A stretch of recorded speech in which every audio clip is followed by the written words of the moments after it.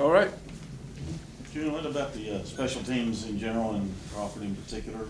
Yeah, well, we felt, we had a chance, and to do a couple of those things on the play that one of their kids got hurt on. We had another chance right there. Had we blocked it, that one guy, I think we would have had a chance on the kickoff return too. But we've been getting better and better on special teams. Richard is a pretty gifted punt returner, and he's done a great job. Cole Beasley, 10 catches, 134 yards, a touchdown. How proud of him were you coming back from injury? Yeah, well, he got dinged there at the end, so hopefully he'll be okay. But it's always a little scary whenever you're talking knees with fast guys. But he did a good job, and he's a big part of what we do. June, with those punt returns early, as important as that was, it seems your defense was getting them off the field early and kind of gave your offense a chance to get its. Yeah, it did. They had, I think, almost had twice as many plays as we've had.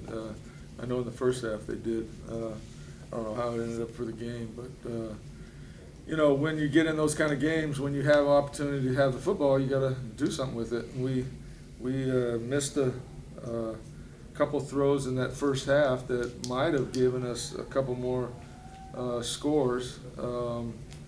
One short one, one long one.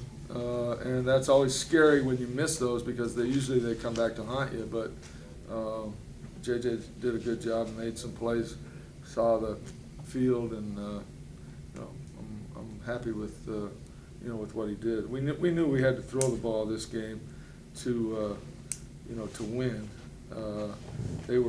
I knew they were going to be geared up to stop Zach, and Zach got some yards there late, but we really passed the ball to win the game in the first part of it.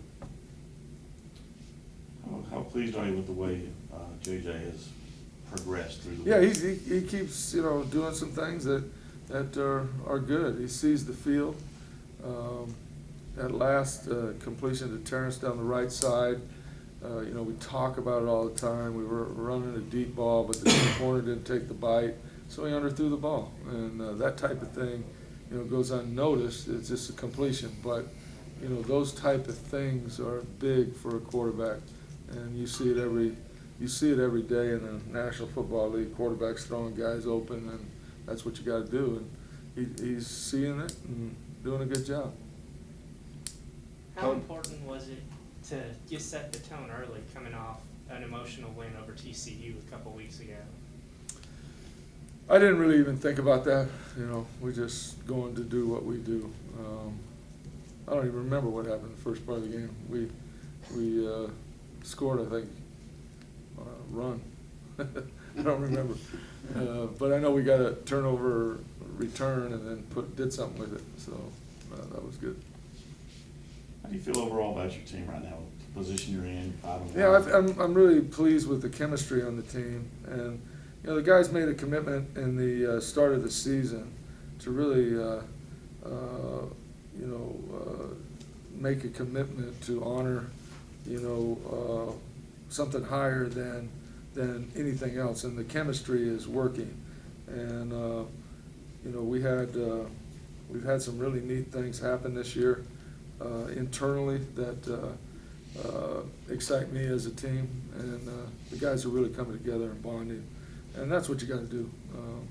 We've got a tough road. Even though we're 5-1, man, it just gets harder from here. And that chemistry will be the reason that we hang together and have a chance to still go to a bowl. Your guys seem to rally around your honorary assistant coach today. What do you think your players, or what did your staff get from having him on the sideline with you? Well, it's a real kind of unique kid right there.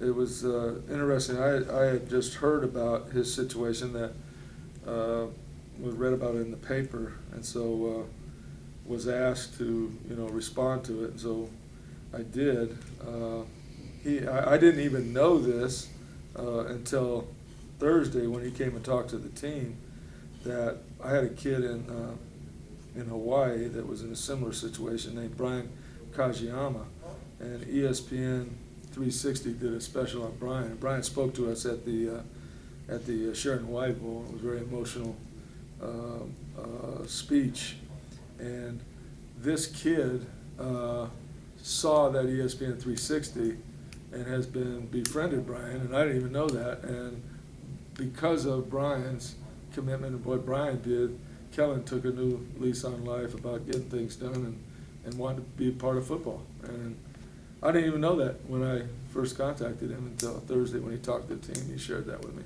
And those are the type of things that I'm talking about that you know, we go out there and play the game, but it's really about those kind of things. And, you know, like I said, I don't even remember the first, you know, you asked me about that first deal. I don't remember, but I'm not going to forget that little kid, you know.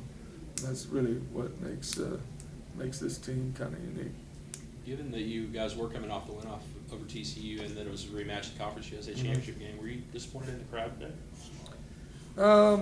Well, I don't, you know, really have any comment of the crowd that was there. It seemed like they were really, you know, loud and into the game.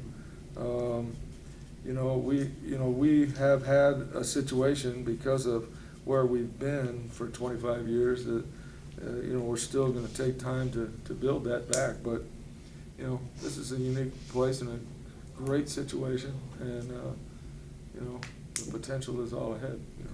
How much did you talk about last year's championship game in terms of revenge or getting the rings back, or the game that didn't go the way you wanted last year and making up for last year today? I didn't say anything about it. I know the kids had talked about it, but I didn't say anything.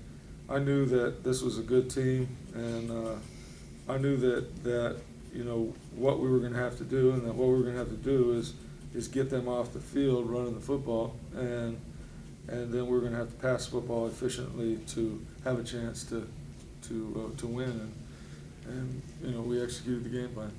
You mentioned the potential, June. How much does the possibility of a lot of talk about the Big East? Do those possibilities get you excited about the future? You know, I have not paid attention because it's been talking for 6 or 8 months, you know, about all this, and you know, I really am not involved in those discussions. I just know that if we don't win football games, it doesn't matter. You know, the only reason that we're in any conversations is because of the winning football games. So that's all I'm focused on. I don't really know what the deal is on those things. Earlier in the week, you talked about Godfrey being a really good dual threat quarterback. How do you feel your defense performed against him? Well, you know, early in the game we did good until he got into doing what he did in high school, and I was playing, you know, wide open football.